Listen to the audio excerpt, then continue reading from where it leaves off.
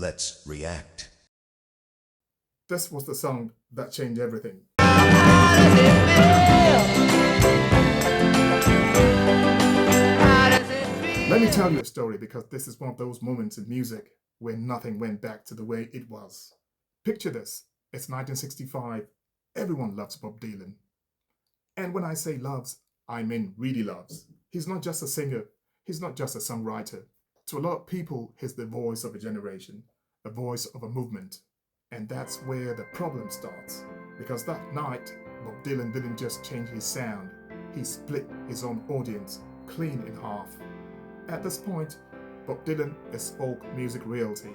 Acoustic guitar, harmonica, protest songs, lyrics that feel like they're reading your mind. Songs about war, songs about injustice, songs that made people feel smart, awake, involved. To his fans, Dylan wasn't just entertainment, he was one of them.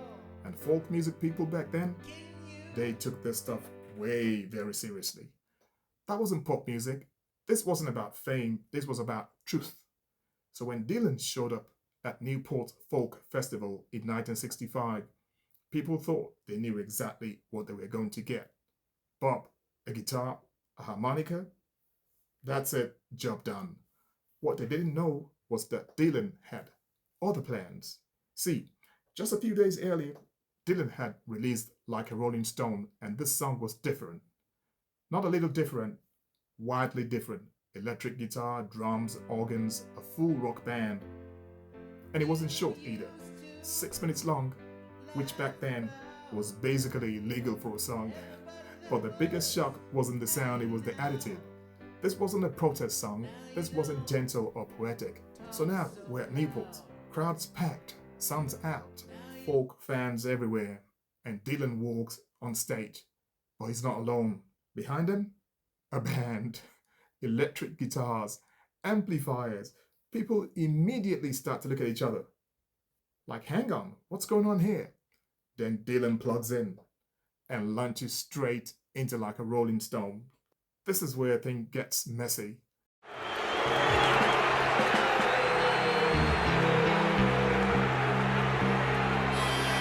Some people cheer, they're excited. They feel like they're watching the future happen in real time. Other people, they're furious. Not disappointed, not confused, angry. People start booing. Some shout things from the crowd. And here's the important part. They weren't booing because the song was bad. They were booing because Dylan had broken an unwritten rule. To them, electric guitars meant commercial music, rock music, music for teenagers, and folk music was supposed to be pure. Dylan going electric felt like a betrayal, like he joined the other side. There's even this famous moment where someone yells, "Judas!" at Dylan at a later show. About having to be scrounging your next meal. How does it feel? Think about that for a second. They called him Judas.